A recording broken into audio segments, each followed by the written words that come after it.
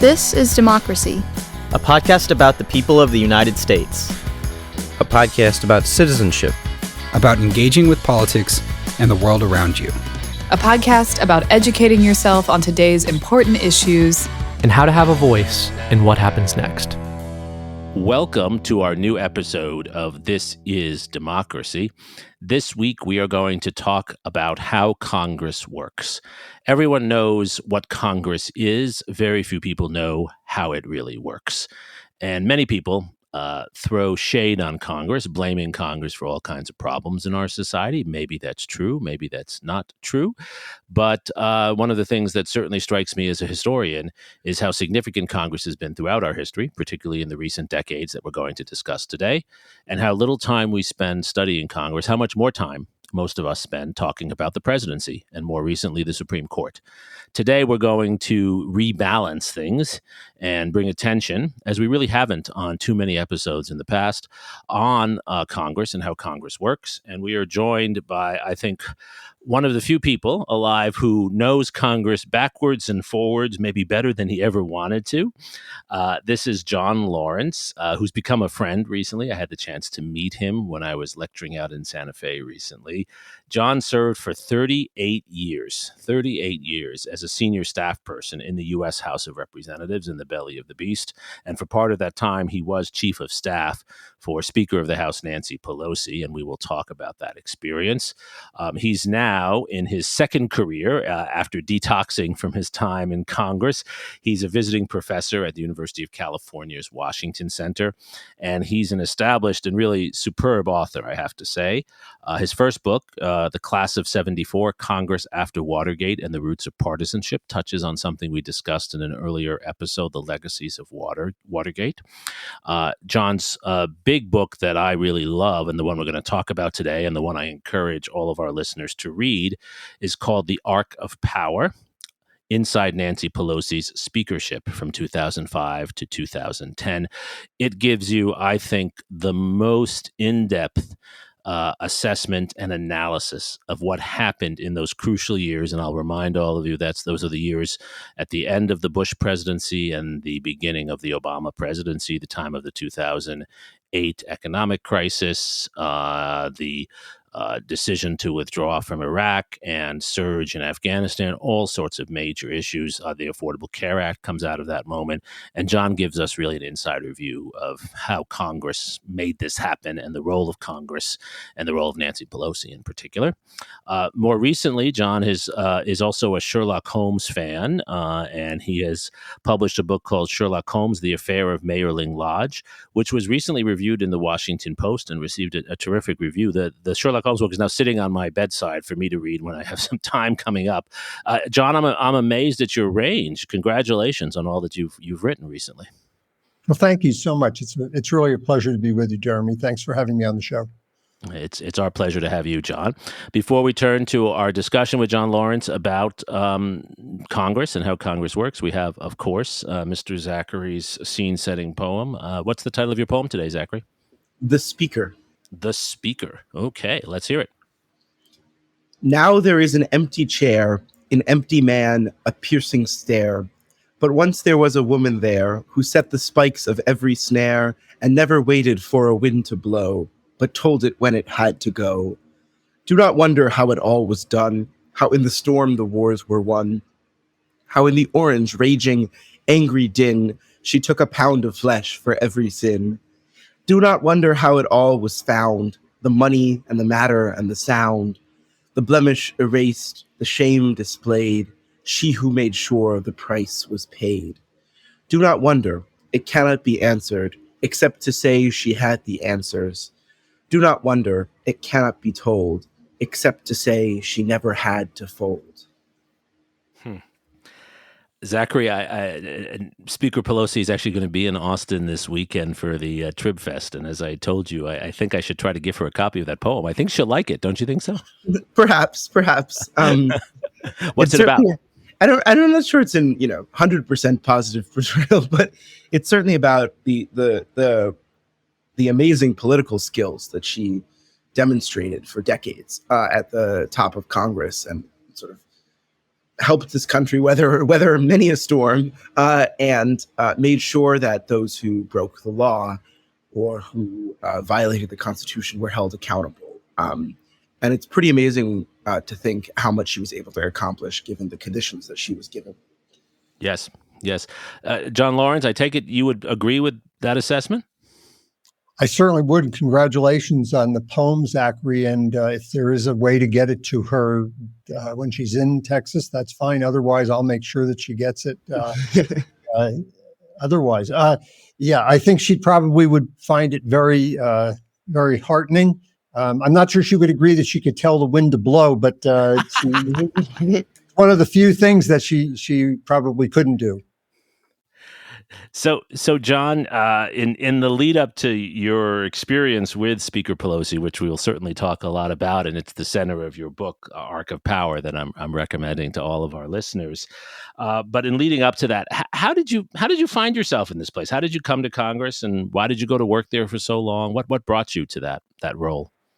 I'd always been involved in political campaigns. My family's closest friend had been elected to Congress when I was just a kid in 1960, and that got me sort of bit with the political bug. That was also, of course, the John Kennedy election, and if you were a young person and sort of inclined to politics, that was the perfect storm for seizing your interest. When I was in graduate school, I wasn't convinced that I wanted to go into an academic career.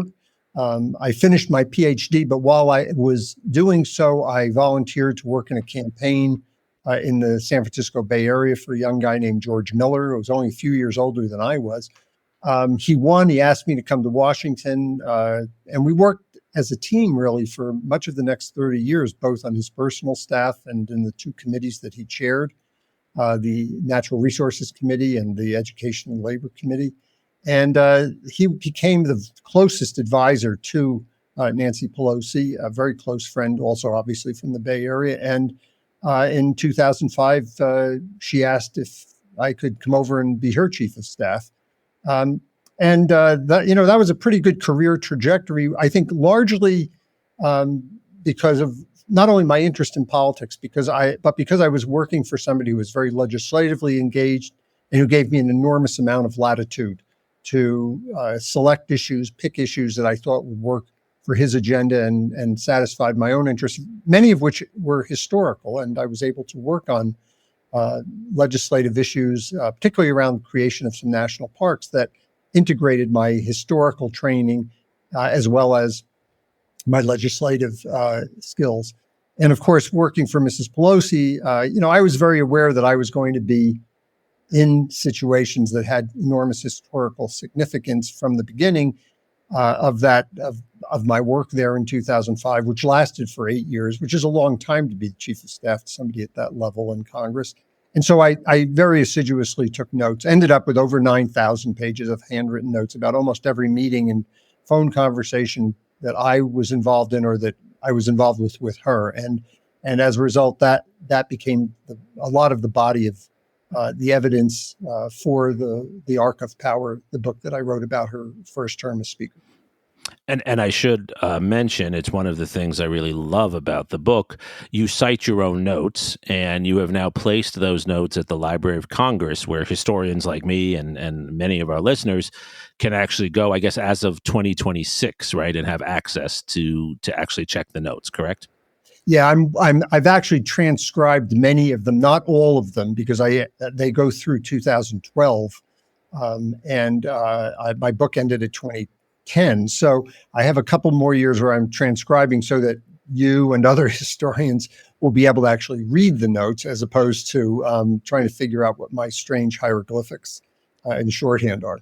Having struggled to read, the handwriting of people like Henry Kissinger and Paul Nitze and others, I appreciate that you transcribed these notes. Zachary. I want to ask, you clearly have a level of in-depth knowledge of Congress that the vast majority of Americans do not have. What do you think are some of the key misconceptions that Americans have about how Congress works? And what's the truth? I think and I teach a course on this, and so this is an excellent question and one that I try to cover and try to resolve in the course. I think people misunderstand the institution to believe that, first of all, it can be run like a business. And you very often hear a government should be run like a business. Somebody makes a decision and then everybody ratifies it. But of course, the nature of Congress is that it's extremely diverse. Not only the House, which has 435 districts, all of which have their unique characteristics, and each member, of course, is elected in a district, and you really need to think of the House as an amalgam of those individual districts rather than one entity that can move like a parliamentary majority can move. But there's also the Senate, which represents a totally different jurisdiction, totally different districts, totally different time frame in terms of their elections, 6 years versus 3 years.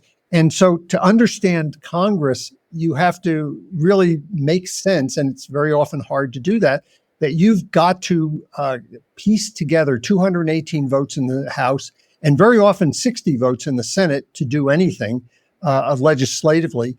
And that structure was created by our founding fathers specifically because they had some very deep reservations about this democratic model that they were creating, the small d democratic. And they wanted to ensure that not only that you had the voice of the people, but that the majority of the people did not abuse the power that they were being given. And so they purposely created a government and a congressional structure that had multiple houses, but also multiple layers that were able to, as we know, check and balance the actions of each one. And so people naturally get frustrated with Congress, and they very often believe that when a president makes a pronunciation, says, this is the policy I want, that Congress is supposed to snap into action and simply do what the president says, particularly if the president is of the same party as Congress. But that is a fundamental misunderstanding. The Congress views itself as a co-equal, separate branch of government. It has to resolve many, many internal issues. Even if you have a majority, you still have deep factional disagreements within that majority. And then you have the other House of Congress to deal with, which has an entire different set of priorities and political concerns. So it is, I don't say all that so as people say, oh, okay, well, then it's a very complicated institution, and I guess I shouldn't be critical of it. Of course, people are critical of it. But making it work is an incredibly complicated task under the best of circumstances. And very often we don't have the best of circumstances. And one of the reasons I wrote Arc of Power was to look at a very uniquely talented speaker who was able, under both Republican presidents and Democratic presidents, in the majority and in the minority, to make legislative decisions that she could then secure the support of virtually her entire caucus, notwithstanding the multiple factions, and move legislation that was complicated and sometimes under the most egregious circumstances, and turn it into law. And those are the complexities that many people who get frustrated with politics, and of course everybody, even in Congress, gets frustrated, doesn't understand about the nature of that institution. I don't know whether I've simplified it or made it more complicated, but that's how I would, in a nutshell, try to explain the difficulties of understanding the internal dynamics of the Congress. Actually, I think you've made it fascinating, at least for me, John, because it strikes me that what you've said is that Congress has, in a sense, a leadership role to play that we often don't recognize, but that is very hard to get all the ducks in a row. One of the points you make in your book, from the time that Nancy Pelosi campaigns to be party whip before she's even speaker, is, and I think these are the words you use, that she's very good at counting votes. What do you mean by that? Well, another politician from the Bay Area, Philip Burton, a really historic and significant leader of the liberal faction in Congress in the 1960s, 1970s, he once said, be sure you're counting the right votes. When you go to somebody and you say, I need your vote on something, they don't say, and they say, well, I think that's a great idea, or you're going to win. Or boy, I really admire the work you're doing. That's not the answer you want. The answer is yes, I will support it. She's better at counting those votes than anybody, I think, and anyone who studies Congress will tell you. She is better at counting votes. She rarely would go to the floor and lose, even when we had very tiny majorities. And many of the bills, incidentally, that we passed with very, very tiny majorities, just a couple of votes. She knows how to get information that she needs from people in order to evaluate what information, what political cover, what concessions people need to get their votes. I always say Nancy Pelosi follows the advice and the insights of that great British political theorist, Sir Mick Jagger. You don't always get what you want, but you get what you need. She knows more about your district. She knows more about your politics. She knows more about the substantive issues than most members of Congress. And she is able to then distill those into a strategy and an approach that secures your vote and secures the 218 votes she needs. It's a unique capability. It is rare that political leaders have that skill. And all you have to do is compare her successes with Republican speakers subsequent to her who constantly would be unable to unify their caucuses and would fail and would fail as speakers. And that's why you've had 4 Republican speakers over the same period of time that Nancy Pelosi remained the leader of the Democratic Party. Right. What struck me as someone who spent a lot of time on this podcast and elsewhere focusing on Lyndon Johnson, who was another very effective legislator, of course, operating in the Senate, which is different from the House. But Johnson's approach seemed to be so different, right? The Johnson treatment, as Bob Caro and others have written about, involved bullying, hectoring, threatening, physically sometimes. We've all seen the images of Johnson leaning into Richard Russell and other members of the Senate. It sounds like Pelosi gets to the same end, but through a very different road. Is that correct? I think that's right. And to be accurate about it, I'm not sure how well that technique would work even in the Senate. I worked very closely with Harry Reid, and he would always make the point that he was not really able to force people to do that. I mean, you can throw people off committees. John Boehner tried that. All you end up doing is making more enemies for yourself. Mitch McConnell has once said that the Senate Majority Leader's job is like being the head groundskeeper in a cemetery. There are a lot of people under you, but they're not listening to you. And I think that people misunderstand congressional leaders. It's more like herding cats than it is giving a CEO giving an order. And I'm not sure that Johnson technique would work these days. In fact, I'm pretty sure it wouldn't work in the Senate. It certainly does not work in the House of Representatives. Mm-hmm. One of the parts of your book that I really loved, and I mentioned this to you before we started, is the set of chapters you have about a third of the way through on this really difficult time in our country. I think the quote you use, from President-elect Obama, is "The country's falling apart." This is 2008. The depths of what we now call the Great Recession, also a presidential transition, also a failing war in Iraq. And Nancy Pelosi Congress has to work with a presidential transition in this moment, has to work with, you describe auto executives coming to Congress, coming in their private planes to Congress to ask for money. Just walk us through what are some of the key elements of how you describe in the book so well Congress coming forward and in some ways saving the country in this moment. I think that's your thesis there, isn't it? Yeah, it really is. And the important thing to keep in mind, as you mentioned, Jeremy, is we're talking about a period where the economy starts crumbling at an enormously rapid pace just a few weeks before a national election. A presidential election, obviously that means all of Congress, all of the House of Representatives, and 1/3 of the Senate.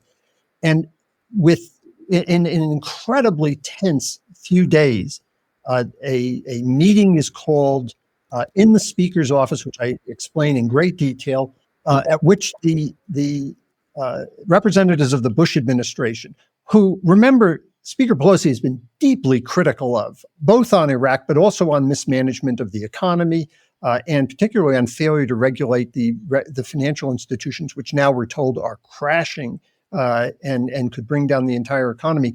And we are handed a 3-page piece of legislation, which essentially says, when you distill down the chapters that you referenced, the Congress has to vote immediately. No hearings, no markups, no reports from the CBO or from independent agencies. Has to give $800 or $900 billion to the very people who precipitated the collapse of the American economy. And I view this as one of the great moments of Speaker Pelosi's speakership, because the easy thing to do, the political thing to do, the thing that frankly I think a lot of people today in 2024 would assume would happen, is that she would say, you know what, you made that mess. I'm not putting my hands on it. I'm certainly not asking my members to put their fingerprints on it just a few weeks before an election. But instead, you have this unique moment where the politics, in a sense, takes second place behind the urgent need to come together and find a solution for the country. Now, having said that, there were ultimatums, there were threats, there were priorities that the Democrats insisted upon, the Republicans insisted upon. It wasn't that smooth, but it had to happen within about a week's time. One of the major things that Pelosi succeeded in doing, and I was very much involved in negotiating, was requiring that all of these loans that were being given, all these so-called TARP loans, had to be paid back with interest. And actually, the government made about $100 billion off those loans. That saved the American economy and arguably the Western economy. But there was also failure built in. Pelosi particularly wanted much more stringent constraints against golden parachutes and other kinds of retirement awards for the executives who took these bailout funds. We couldn't get that, largely because of opposition from Secretary Paulson in the Bush administration. But she also had insisted, both from the Bush administration and later the Obama administration, for a substantial amount of mortgage relief, so that we weren't just bailing out the industries that caused the problem, but we were also helping hundreds of thousands, millions of homeowners who were losing their homes. And neither the Bush nor the Obama administration came through with that mortgage relief that we were promised would be a feature of the TARP legislation. So there's no question this was a masterful effort on Pelosi's part and Senator Reid's part. The price of that was that the Republicans, who were, after all, this was their president who had gotten us into this situation, the Republicans were supposed to put up votes. They never did. They never put up the votes they were able to promise, which meant Pelosi had to keep going back to her members and saying, even if you have problems here, even if it's going to cause you political damage, we need your votes, because the alternative is a financial catastrophe that will affect the entire world. And as a historian, I will say, I look back at that with a very bittersweet mixture. On the one hand, Congress functioned at its best. It was able to act quickly under enormous political duress and at tremendous political risk. But I also view historically that I think what comes out of that experience is the rise of the Tea Party and the rise of this very strong grievance, right-wing reaction that government functioned, but it functioned to help the affluent and the wealthy, and it really failed to help the people at the bottom, people who are suffering. We get into that, of course, when we do the stimulus and we do other legislation in the Obama administration. But short term, I think that really ended up fueling an enormous amount of this feedback from the right wing that leads to the Tea Party, leads to the Freedom Caucus, and ultimately leads to the Trump election in 2016. I wanted to actually get to the stimulus, which you just mentioned. In that chapter, you're somewhat critical of new President Obama in not actually pushing for a stimulus package of the size that Pelosi and other Democrats, particularly progressive Democrats, wanted.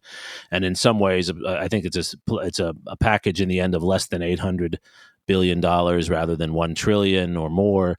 And it ends up having just the effect you spoke of, right? Helping those maybe who needed the help least and not helping those who needed the help most. Is that a fair assessment?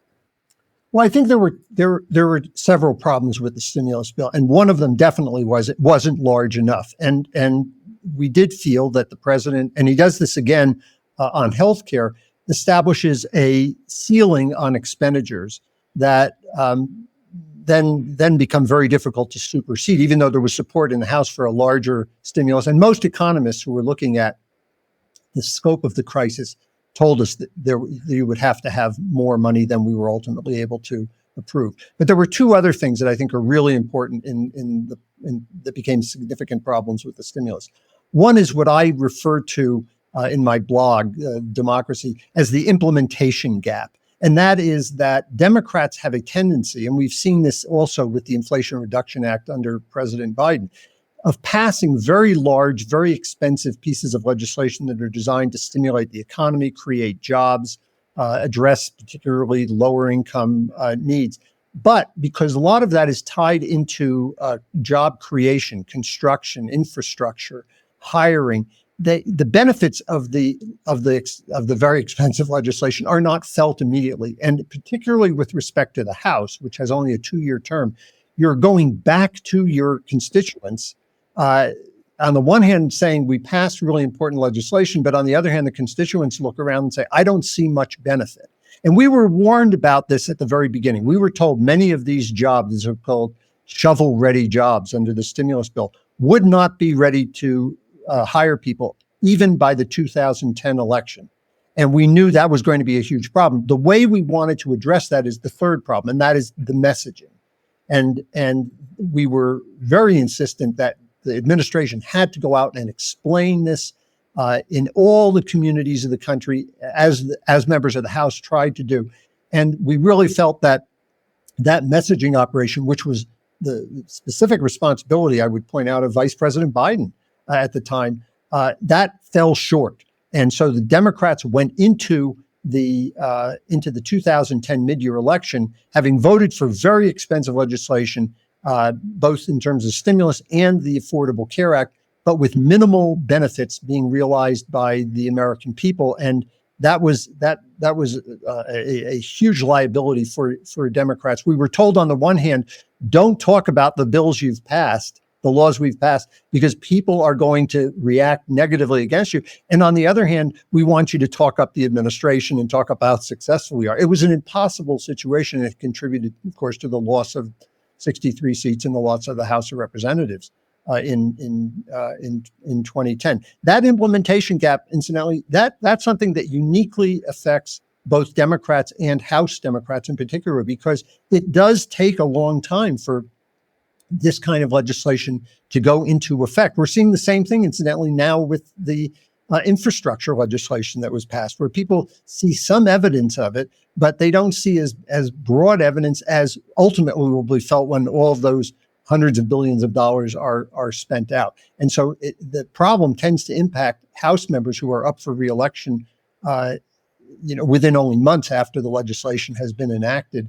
And we saw that in 2022 when Democrats had passed the infrastructure legislation, but they lost the House of Representatives anyway, just like we lost the House in 2010 after passing the stimulus and the Affordable Care Act. Right. And you talk in the book about, for instance, the problem with finding shovel-ready jobs and shovel-ready projects, I guess is the phrase, and things of that sort. Zachary?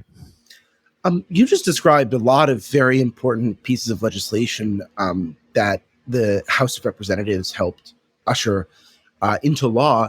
But you also described a huge gap between what Congress is doing and what the public perceives. Why, in general, do you think, particularly in our moment, that people think of Congress as so ineffective? Well, because it is ineffective. And I think most members of Congress would agree it's ineffective. The problem is that there's a disproportionality in what the parties expect out of Congress. Democrats tend to come into office with a long litany of policy initiatives because they, by nature of the parties, and particularly as the parties have realigned ideologically, Democrats tend to be more pro-government, pro-legislative initiative, pro-spending, if you will. And so they have a lot of things that have to pass Congress in order to demonstrate the party's success. Republicans, by contrast, have evolved into a largely anti-government party, which doesn't have a very long list of legislation. And the legislation they do have either tends to be tax reduction, which, with all due respect, is not the most difficult piece of legislation to pass, or legislation undoing Democratic legislation, like trying to repeal the Affordable Care Act 70 times But they don't have, they haven't put forward a lot of other policy prescriptions. So that's one problem, is there's a disproportionality in what the parties have interest in doing. The other is what we go back to from the very beginning of this conversation, and that is that the House can pass legislation by a majority. And that means as long as one party has those votes and, very important, and can keep itself together, bind together the factions as Pelosi was uniquely capable of doing, it can pass a lot of legislation which goes over to the Senate and then dies. Because unless it happens to fit through a very narrow parliamentary keyhole, it needs 60 votes to proceed. And so almost in any Congress where Democrats are in the majority in the House, you will see legislation piling up by the dozens, in excess of 200 bills in the last time the Democrats were in control, 2021 to 2023, that the Senate cannot take up. It's not a question they can't pass it. They can't even take it up for a debate because of the filibuster and the need to have 60 votes. And if you don't have 60 votes, and that is a very rare instance, only happened briefly in 2009, 2010, then the Senate effectively becomes what Byron Dorgan, the senator from North Dakota, used to describe it as 100 human brake pads. It's just very hard. And I think it's one of these issues that people say, well, that's constitutionally the way the Senate operates. It's not. The filibuster is not a constitutional provision. It is simply a rule of the Senate. It can be changed at any time. It was changed in 2013 and 2017 for judges. But as long as the Senate, and I say this both in Democrats and Republicans, as long as the Senate views the preservation of an antiquated rule protecting its interests and giving it great leverage in the legislative process, let's admit, as long as they elevate that over things like voting rights or climate change or gun control or a woman's right to choose by national choice policy, then the House is going to be more productive than the Senate, but the institution itself is going to fail. So why would the Senate, however, ever get rid of the filibuster, John, based on your analysis? Because as you say, and I think as your book shows, it gives them so much leverage that they would then lose if they didn't have the filibuster, right? Yeah, well, I'm not optimistic they will. I think that when you get into the issue of judges, that's a different matter because both parties want to be able to act on judicial appointments. That's one of the great benefits that the Senate has. And the Senate doesn't have to make any concessions to the House on that because the House is not involved in the appointment process under the Constitution. But when the issue comes to legislation where you need agreement between the House and the Senate and the White House, having the filibuster gives each individual senator, because any senator can hold up legislation, and then cloture, of course, gives you, if you don't have a 60-vote margin, it gives you the minority enormous power. It gives you leverage to say what happens all the time. And of course, this is a theme that emerges in the Arc of Power, my book, and that is that you will go to the Senate leadership or you go to the president and they'll say, look, House Speaker, you have a great idea. You have a great bill. You've passed a great bill. But that's just not going to happen in the Senate. If you want a law, here's the way the law is going to work. It's going to be what we can get 60 votes for, and here it is, take it or leave it. It's what Steny Hoyer, the former majority leader, used to call it my way or the highway. That is the way the Senate views it. And so I think it's a bit of a pipe dream. I mean, I hope I'm proved wrong, but every senator understands the leverage it gives him or her, and it gives the Senate as an institution in the shaping of legislation. So I, for one, do not foresee a significant change in the filibuster rule insofar as it pertains to legislation in the near future. One topic that comes up quite often when people talk about Congress, and it's a topic that does come up in your book as well, in the Arc of Power, but it's less prominent than some of the policy issues we've discussed, is the issue of money in politics, the constant fundraising, the influence of lobbyists. Some of that is in your book, but I wonder if you see that as an even bigger problem than perhaps your book indicates at times, and how we should think about that problem. How should we understand the influence of money? The role of money is the issue that gives me the greatest concern, to be quite honest about it. As you know well, Jeremy, the majority comes, it goes, the political atmosphere changes, but the amount of money which is now in the political process, partly by virtue of laws, but heavily because of Supreme Court decisions like Citizens United in 2010, simply distorts the process to the point of dysfunctionality. A lot of people think of money as just how it's played in elections, and that's bad enough. I mean, even if you look at something I personally can get very positive about, which is that Kamala Harris has raised over $500 million in about 6 weeks in her campaign. But on the other hand, if you tease that apart, $500 million, and that's a small amount of what will ultimately be spent on the campaign this year. And you have to add in the House, Senate, and all the state and local races. That just cannot, you would have to be enormously naive to believe that isn't going to shape the direction of campaign. And in fact, you're already seeing reports that Vice President Harris has backed off some of the economic proposals that President Biden has made because she's getting pressure from some of her high-end contributors. So that's really destructive. But I think it's also important for people to understand it goes far beyond campaigns. This interest of money, both contributors to campaigns, but particularly the independent expenditures that are now unlimited and undisclosed, those are the influences that shape the legislative process. The influence of money there is the bill that never gets taken up. It's the amendment that is never offered. It's what doesn't. You mentioned my Sherlock Holmes stories. It's what in the one of the most famous Sherlockian quotes is it's the dog that doesn't bark. You don't see the bill not coming forward. You don't see the amendment not being offered.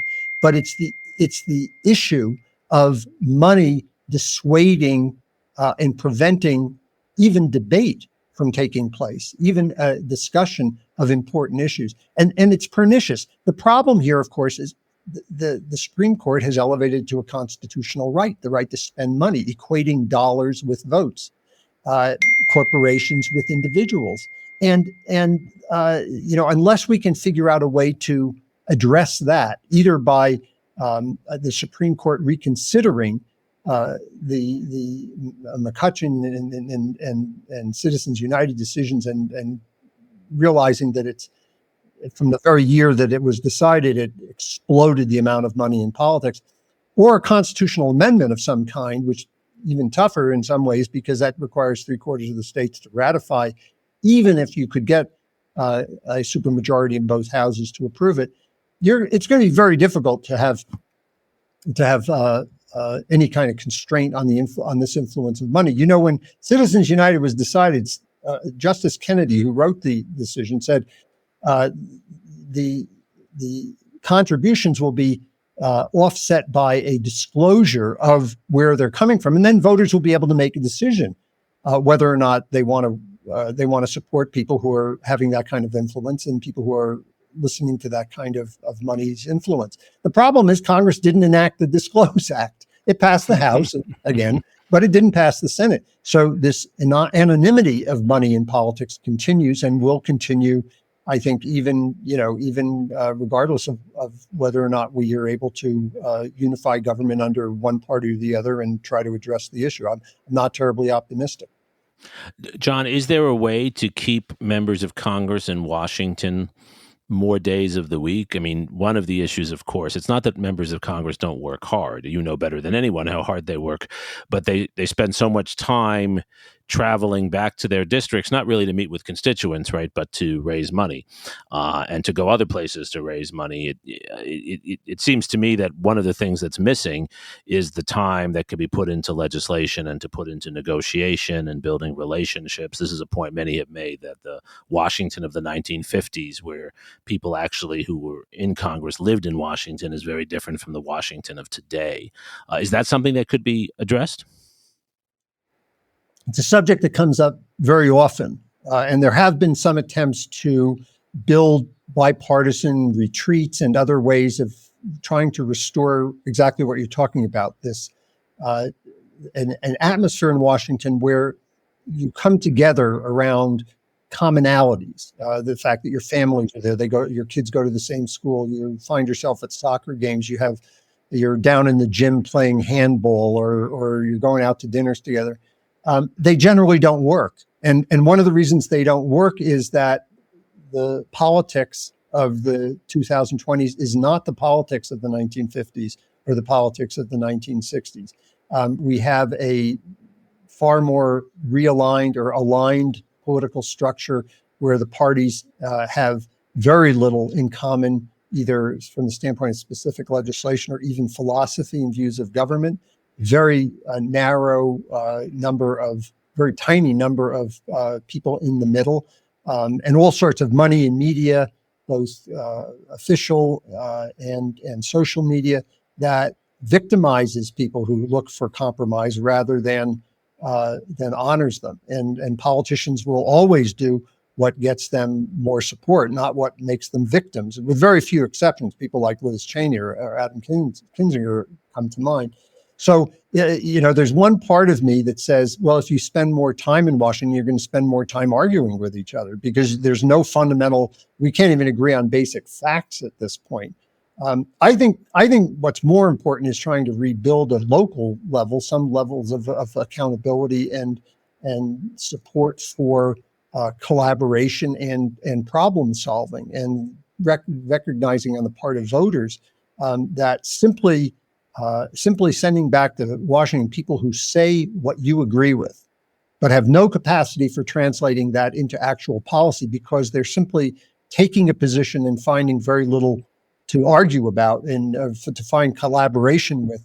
That's not going to help. I mean, just putting people down, it's like your worst Thanksgiving dinner with your uncle, from Sheboygan or something, and you can't even agree on the basics. So I'm not sure time in and of itself it helps.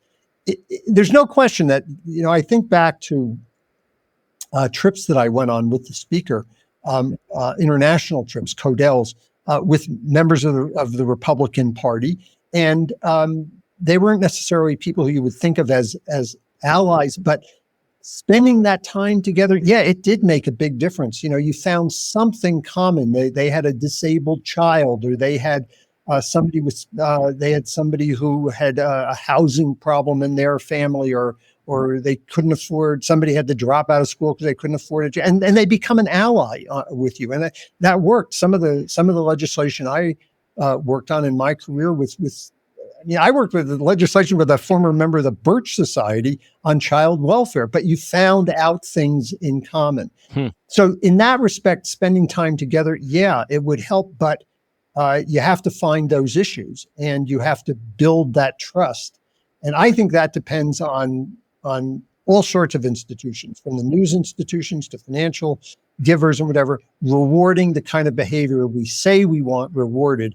But we don't, neither voters nor contributors nor the media really support. Everybody prefers to go to their corner and reward those who take the most extreme positions. It can't hurt to get people together, but you got to give them some reason to work collaboratively, and that means that's where the rewards will be: votes, contributions, and media attention. Right. It strikes me that one of the key themes in your book is trust. And one of the powers that Nancy Pelosi had is, even though many people didn't like her, they trusted her word. If she said she was going to do something, they believed she was going to do it. And I think we all can understand the value of that in any enterprise that we're involved in. As we're coming up on election year, an election week very soon. This question we're asking at the end of each of our episodes recently, what is it that voters should be thinking about? How can we at least elect a few more people who can build that kind of workable trust in this institution where they don't agree, but they can still work together? What qualities do you think voters should be looking for in their candidates? Well, let me divide that into two pieces, because I think this issue of people being able to trust Pelosi is absolutely key. Most of her work had to do with convincing people on the far left, where her own personal ideology is, that they couldn't get what they wanted, but that she had fought hard for them. And so they could trust her that whatever she ended up negotiating had reflected, taking into consideration what she and they preferred on healthcare, on Iraq, or other issues. I think it's one of the ways that the Republicans have had a much tougher time, because, and I know this because of my close working relationship with John Boehner, who succeeded Pelosi as Speaker. because you're an institutionalist as Speaker, that is, you've got to, as Speaker, whether you're a Democrat or Republican, make the trains run on time. You've got to pass appropriation bills. You've got to take up certain measures. By doing that, they cast themselves as institutionalists, and that immediately makes them suspect in a large portion of their caucus. And so when those speakers, whether it's Boehner or Ryan or even McCarthy, go to their members and say, look, we've got to do X, Y, or Z. We've got to pass a continuing resolution. We've got to keep the government open. From a significant number of their caucus, what they get is, no, we don't really care about that. And they don't trust, and they don't trust their speaker because they see him as institutional and establishment, and they view themselves as anti-establishment. It's a huge distinction between the parties, and it's a big explanation of why Pelosi was trusted. In terms of voters, I just tell people, look, don't focus so much on what politicians or candidates say. Ask them what they've actually done. Because it's easy for anybody to get up and give you their idealized agenda for what Congress should do or what they will do. But the truth of the matter is, as Pelosi says, a lot of people want to make pate, but the truth of the matter is most of the time around here we're making sausage. And you've got to get into that. You've got to move beyond what's good for you or good for your constituency. And think collaboratively, think as a caucus, think as a party, think as a Congress, if you will. And if voters only hold you accountable based on their agreement with exactly what you say, and they give secondary consideration to the fact that the institution is failing. If you're a member of Congress, you are part of that failing institution, and you are accountable for that. And you need to be able to explain to constituents, and constituents need to be informed enough to say, well, that's fine that you're for, a balanced budget amendment if you're a conservative Republican, or Medicare for all if you're a Democrat. But what did you actually do to get to that, to effectuate political change on those issues? Politics is an engaged sport that you can't just tune in, a couple of weeks before Election Day. You have got to be engaged. And to the extent to which you're not engaged, you give politicians license to be irresponsible. So I don't say that this problem is going to be solved in Washington. I think this problem is going to be solved in districts and in states where more engaged and more informed voters, hopefully through improved civic education and community organizations, hold people accountable on what they realistically are accomplishing as incumbent members or as candidates. And then you'll end up with people who will be able to deliver on realistic promises rather than people who foment distrust and cynicism about government because they can never deliver on their promises. Right. Zachary, what do you think? I mean, is John's vision, which is clearly compelling to those of us sitting and studying this, but in reality, especially for your generation of voters, those who are coming into the system for the first time, is it possible? Is it likely that they will look at candidates and think, as John asks, what have they done? What are they capable of doing? Or are they going to fall into the trap of the person with the shiniest rhetoric and the person who, says the things they want to hear? What do you think is going to happen? I think what we need is an innovator in social media and journalism to show the world how we can communicate these kinds of things using new technology. I think part of the problem is that the easiest way to use a lot of this technology, the most obvious way to use it, is in focusing on the personality of candidates or on the sound bites and flubs that very quickly go viral. Instead, what we need is serious journalism and serious policy reporting that can be used with this new technology in a way that is appealing, interesting, and engaging. I think we've maybe yet to see that, but I think we're moving in that direction. One thing I would add, in addition to an informed voter base, is we need serious, committed journalists doing this kind of work. And I think part of the problem is that at a local level, a lot of those journalists who maybe in the past would have been reporting on the impact of federal dollars on their communities are not in their jobs anymore, and those jobs don't even exist. Right. But I think also what John's getting at, Zachary, is that our criteria for choosing leaders has to be about their ability to get things done, which does have a bias probably towards centrists versus those on the less in the center, those on the far left and far right, who can make stronger ideological claims that might be compelling to certain voters, but claims that are ineffectual, claims that cannot be followed through on. Do you think voters can recognize the value of more centrist pragmatism, which is what I think John is talking about? I'm not sure I would call it centrist, and I'm not sure centrism is ever going to be appealing, but I think what it is pragmatism, as you said. I think we have to make clear that there's a difference between being an ideological politician and being a politician with beliefs who also wants to get something done. And I think that's what Pelosi was so effective at doing. It's not that Pelosi was a centrist, but she was willing to work to get real things done for real people.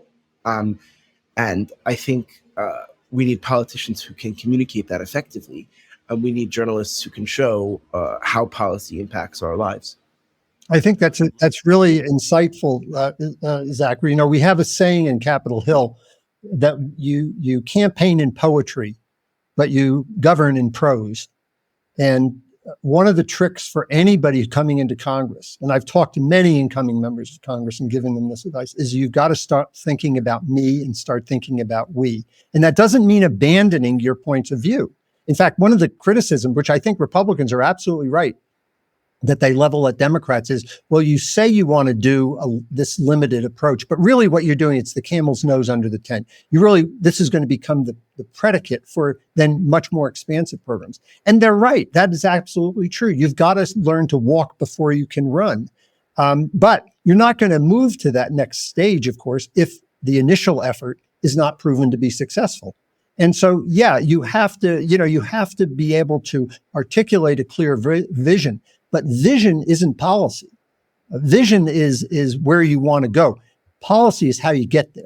And I agree with you 100%. Nobody wants to go home and say, I am a reasonable moderate and I'm willing to compromise everything. What they want to hear is, I'm going to fight as hard as I can, but I'm going to get something, and then I'm going to come back for more. Right. John, I think that's a perfect note to close on, that the value of focusing on policy, not just positions, right? Obviously, people want to hear your positions and want to hear your values, but they want to know what you're going to get accomplished. And I think your book, which I recommend to all of our listeners, The Arc of Power, really captures this point. It captures how Nancy Pelosi is, in a sense, a master class in someone who had very strong values, but even more effective than the values was her ability to get things done that rarely were 100% of what she wanted, probably never, but we're still able to get things done that mattered and move the ball forward toward the values that she cared about. Is that a fair assessment, by the way? Exactly right. I mean, just take an issue like the child tax credit. We were fighting for the child tax credit in 2007 in the stimulus bill under George Bush, and we got some major changes. It's 2024. We're still fighting for the child tax credit, and we keep getting and then losing and getting. You've got to be in there for the long haul. George Miller, my old boss, used to say, put on the long pants. Okay. It's a long fight to get what you want. Well, I hope all of our listeners will remember to put on their long pants. We often don't wear long pants in Texas because it's so warm, but hopefully they'll know to put on their... Maybe that is the problem. Everyone, I hope you will put on your long pants. John Lawrence, author of The Arc of Power and many other books, thank you so much for joining us today. It's a great pleasure to be with you. Thank you, Jeremy. Thanks, Zachary, for your participation. Zachary, yes, thank you for your wonderful poem, as well as always, week after week. And thank you most of all to our loyal listeners for subscribing to our Substack and joining us for this week of This Is Democracy. This podcast is produced by the Liberal Arts ITS Development Studio and the College of Liberal Arts at the University of Texas at Austin. The music in this episode was written and recorded by Harris Codini. Stay tuned for a new episode every week. You can find This is Democracy on Apple Podcasts, Spotify, and Stitcher. See you next time.